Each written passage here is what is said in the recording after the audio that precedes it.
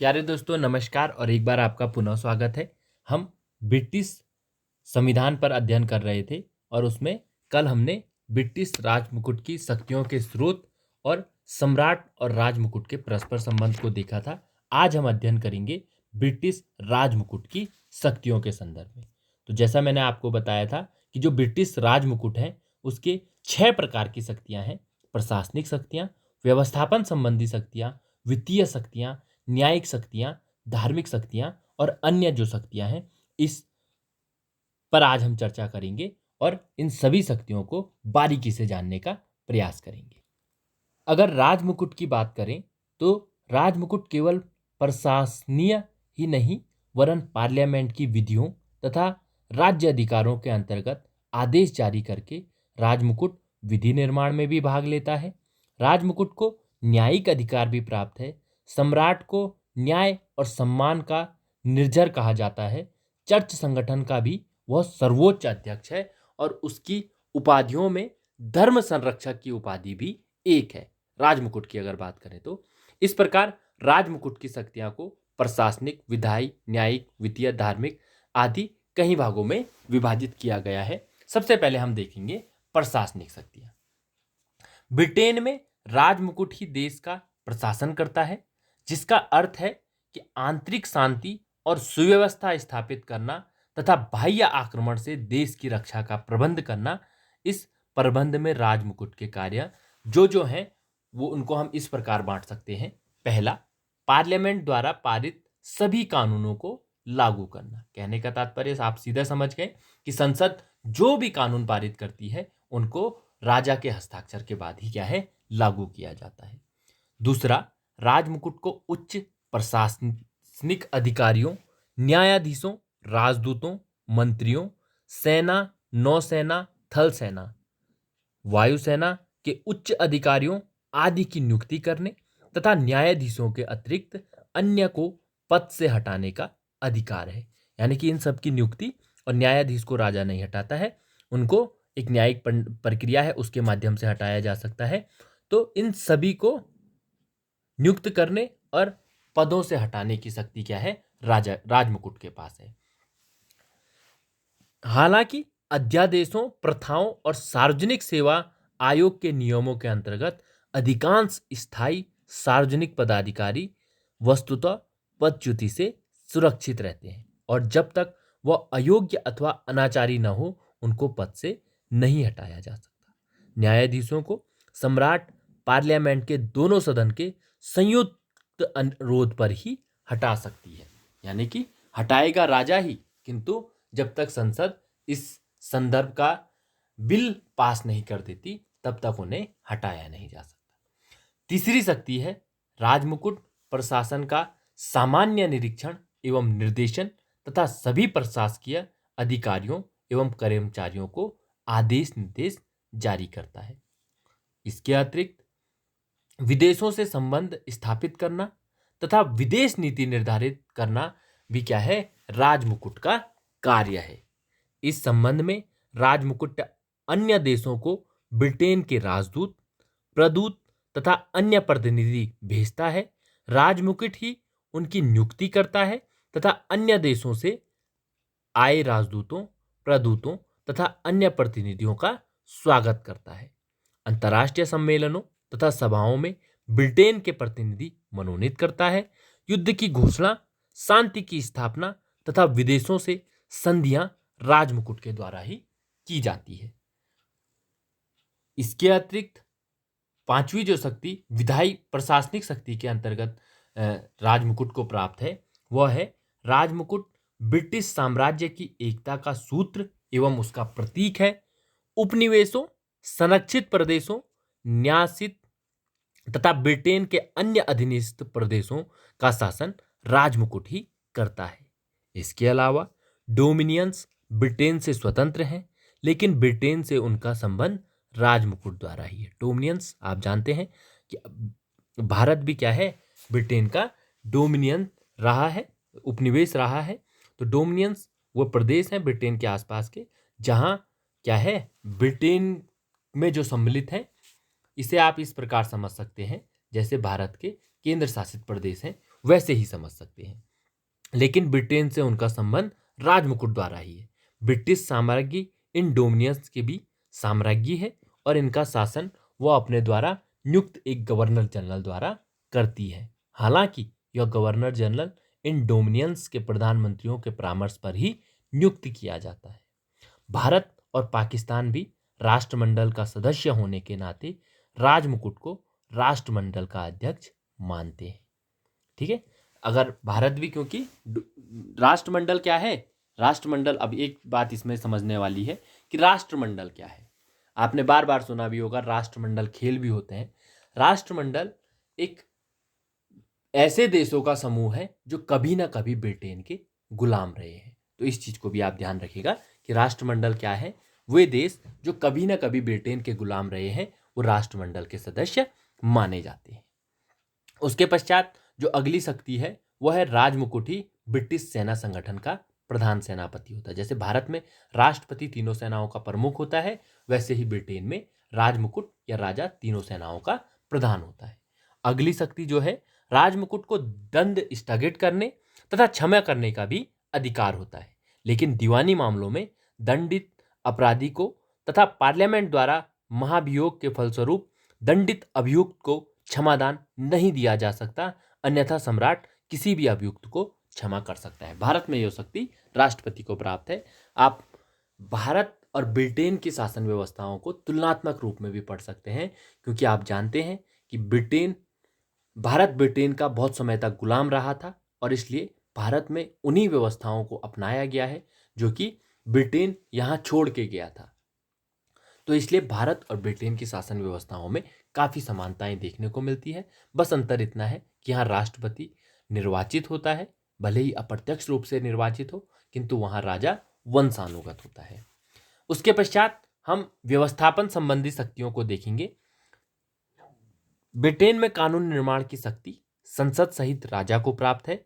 इस तरह राजमुकुट के द्वारा संसद के साथ मिलकर व्यवस्थापन संबंधी शक्तियों का उपयोग किया गया है। इस संबंध में राजमुकुट की शक्तियां निम्नलिखित हैं। कौन कौन सी हैं? पहली, संसद के द्वितीय सदन लॉर्ड सभा के निर्माण के संबंध में राजमुकुट को शक्ति प्राप्त है कि राजमुकुट द्वारा जिन लोगों को पियर बनाया जाता है केवल वे ही लॉर्ड सभा के सदस्य होते हैं। यह एक विशेष शक्ति राजमुकुट को प्राप्त है कि जिन लोगों को पियर बनाया जाता है केवल वही लॉर्ड सभा के सदस्य होते हैं। लोक सदन के चुनाव की तिथि भी राजमुकुट ही घोषित करता है। दूसरी शक्ति, राजमुकुट संसद के दोनों सदनों का अधिवेशन बुलाता है और स्थगित करता है। हालांकि लॉर्ड सभा एक स्थायी सदन है, लेकिन राजमुकुट लोक सदन को विघटित कर सकता है। यानी कि राजमुकुट जो निचला सदन है लोक सदन, उसको क्या है, विघटित, यानी कि पुनर्निर्वाचन के लिए उसको विघटित कर सकता है। तीसरी शक्ति है, संसद के आरंभ में सम्राट भाषण देता है। हालांकि सम्राट का भाषण उसके मंत्रियों द्वारा ही तैयार किया जाता है। भारत में भी यही व्यवस्था है कि मंत्री भाषण तैयार करते हैं और राष्ट्रपति संसद के अधिवेशन, पहले अधिवेशन में क्या है, इस प्रकार का भाषण देता है और साल के पहले अधिवेशन में भी इस प्रकार का भाषण दिया जाता है। और राजा उसमें किसी भी प्रकार का परिवर्तन नहीं कर सकता, यानी कि उसे जैसा भाषण मिला होगा उसे वैसा ही भाषण मात्र पढ़ना भर होता है। चौथी शक्ति है, कोई विधेयक उस समय तक कानून का रूप नहीं ले सकता जब तक कि उस पर सम्राट के हस्ताक्षर न हो जाते। यानी कि संसद से कोई भी बिल पास होने के पश्चात जब तक राजा के उस पर हस्ताक्षर नहीं हो जाते वो कानून मान्य नहीं होता है। भारत में भी राष्ट्रपति की हस्ताक्षर के पश्चात ही कोई भी बिल क्या है, मान्य माना जाता है।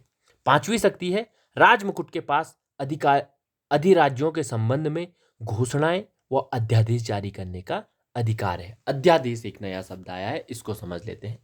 अध्यादेश एक ऐसी परिस्थिति होती है जिस समय संसद के सदन न चल रहे हों और किसी कानून को बनाना बहुत अनिवार्य हो, तो उस समय भारत के संदर्भ में राष्ट्रपति और ब्रिटेन के संबंध में राजा के पास यह शक्ति प्राप्त होती है कि वह क्या है, किसी कानून को बिना संसद के सदनों के पारित किए कानून का रूप दे दे।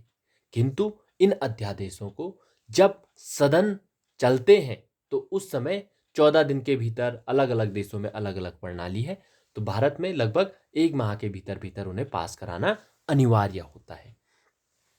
तो ये अध्यादेश हुआ, इसके संबंध में भी राजमुकुट को शक्ति प्राप्त है। और अंतिम शक्ति व्यवस्थापन के संबंध में पिछले कुछ वर्षों के दौरान राजमुकुट को व्यवस्थापन क्षेत्र में एक और शक्ति प्राप्त हो गई है, सपरिषद आदेश जारी करने की शक्ति, यानी कि मंत्रिपरिषद के साथ आदेश जारी करने की शक्ति। राजमुकुट यह कार्य मंत्रियों और प्रशासनिक विभागों के माध्यम से करता है। इसे प्रदत्त व्यवस्थापन यानी कि डेलीगेटेड लेजिस्लेशन कहते हैं। प्रदत्त विधायन नया शब्द आया है, यानी कि जब किसी शक्ति को किसी अन्य की शक्ति को यानी कि मेरी शक्ति है और मैं अपनी शक्ति किसी और को सौंपता हूं और वो उसका प्रयोग करता है, तो उसको प्रदत्त विधायन कहते हैं। अब जो अगली शक्ति है राजा की, वो है वित्तीय शक्तियां। वित्तीय शक्तियां, राजमुकुट ही पार्लियामेंट के विचारार्थ और स्वीकृतार्थ आय व्यय का वार्षिक लेखा या बजट प्रस्तुत करता है, यानी कि राजा ही क्या है, बजट को रखता है। कॉमन सभा में कोई भी वित्त विधेयक राजमुकुट की सम्मति के बिना प्रेषित नहीं किया जा सकता और न ही राजमुकुट द्वारा प्रस्तावित किसी कर अथवा व्यय की राशि में वृद्धि की जा सकती है, हालांकि उसमें कटौती अवश्य की जा सकती है। भारत में भी यही प्रणाली है, राष्ट्रपति की अनुमति के बिना कोई भी बिल क्या है, संसद में नहीं रखा जा सकता है और कोई भी राशि को अगर बढ़ाना है किसी में खर्च में, तो उसकी वृद्धि नहीं की जा सकती है।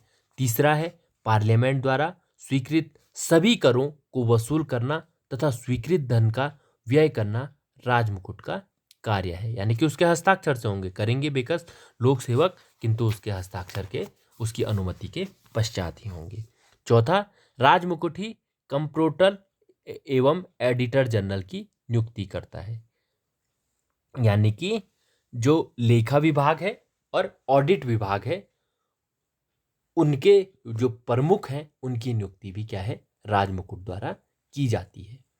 अतिरिक्त आय और व्यय के प्रस्ताव भी पार्लियामेंट की स्वीकृत अर्थ राजमुकुट द्वारा ही प्रेषित किए जा सकते हैं।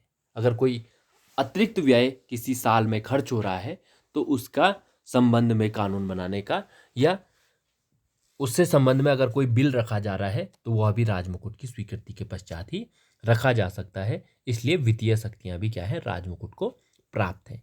अब न्यायिक शक्तियों की बात करें तो सम्राट को न्याय का स्रोत कहा जाता है। ब्रिटेन की सभी न्यायालय सम्राट के न्यायालय कहलाते हैं। सम्राट ही न्यायाधीशों की नियुक्ति करता है तथा संसद की प्रार्थना पर उन्हें उनके पद से हटा भी सकता है, यानी कि न्यायाधीशों को संसद की प्रार्थना पर हटाया भी जा सकता है। वह अपराधियों के दंड को कम कर सकता है या उन्हें क्षमा भी कर सकता है। इसके अलावा उपनिवेशों तथा कुछ डोमिनियंस के आने वाले मामलों पर भी राजमुकुट ही प्रीवी काउंसिल की न्यायिक समिति के परामर्श अनुसार अंतिम निर्णय देता है। तो राजमुकुट के पास ये सारी शक्तियां हैं, भले ही राजमुकुट इन शक्तियों का प्रयोग मंत्रिमंडल के परामर्श पर करता है, इसका आपको ध्यान रखना है। अब धार्मिक शक्तियां हैं। धार्मिक शक्तियां यानी कि रिलीजियस पावर। सन 1559 के पारित एक कानून के अनुसार सम्राट धार्मिक संगठन का सर्वोच्च अध्यक्ष माना जाता है। इंग्लैंड में एंग्लिकन चर्च है और रानी एलिजाबेथ के समय से ही सम्राट उसका क्या है, प्रमुख है। चर्च के समस्त अधिकारियों जैसे आर्क बिशप, डीन, केनन, इनकी नियुक्ति क्या है, सम्राट करता है। सम्राट कैंटबरी और यॉर्क के धार्मिक सम्मेलन बुलाता है। यह ईसाई मतानुसार ईसाई सम्मेलन होते हैं। इन सम्मेलनों को बुलाने का अधिकार किसके पास है, राजमुकुट के पास है। इन सम्मेलनों द्वारा पारित नियमों पर सम्राट के हस्ताक्षर उसी प्रकार आवश्यक है जिस प्रकार संसद द्वारा पारित नियमों पर सम्राट के हस्ताक्षर जरूरी है। वर्ष 1919 से चर्च के प्रबंधन के लिए नेशनल असेंबली नामक संस्था की स्थापना की गई है। इस सभा द्वारा पारित नियमों पर भी राजमुकुट की अंतिम स्वीकृति क्या है, आवश्यक है। और सम्राट को धर्म रक्षक भी कहा जाता है। तो सम्राट क्या है, धार्मिक मामलों में भी क्या है, बहुत सारी शक्तियां अपने पास रखता है। इसके अलावा अन्य शक्तियों की बात करें तो 1559 के पारित एक राजमुकुट को अधिकार प्राप्त है कि वह ब्रिटिश नागरिकों को सम्मान सूचक उपाधियां प्राप्त कर सके, यानी कि उपाधियां देने का अधिकार इसे प्राप्त है। 9 वर्ष के प्रथम दिन, साम्राज्ञी के जन्मदिन अथवा अन्य राष्ट्रीय महत्व के अवसरों पर सामाजिक, राजनीतिक, विज्ञान, साहित्य, कला आदि क्षेत्रों में विख्यात व्यक्तियों को राजमुकुट द्वारा ड्यूक, वेरन, अर्ल, नाइटहुड तथा लॉर्ड जैसी उपाधियां क्या है, प्रदान की जाती है। हालांकि ये उपाधियां प्रधानमंत्री के परामर्श पर ही साम्राज्ञी या सम्राट प्रदान करता है। इन अधिकारों के विवरण से स्पष्ट हो चुका है कि जो सम्राट है उसके पास बहुत सारी शक्तियां क्या है, ब्रिटिश सम्राट के पास होती है, किंतु कोई भी शक्ति का प्रयोग वो अपनी मंत्रिमंडल की क्या है, मंत्रणा के परामर्श के पश्चात ही करता है। तो आज का जो टॉपिक था जरूर बताइएगा कमेंट के माध्यम से आपको कैसा लगा। मुझे उम्मीद है कि आपको ब्रिटिश जो सम्राट है उसकी शक्तियों का, राजमुकुट की शक्तियों का के संदर्भ में जानकारी प्राप्त हुई होगी और इस वीडियो ने आपके ज्ञान में वृद्धि की होगी। आप लोगों ने मुझे सुना, आप लोगों का बहुत बहुत धन्यवाद।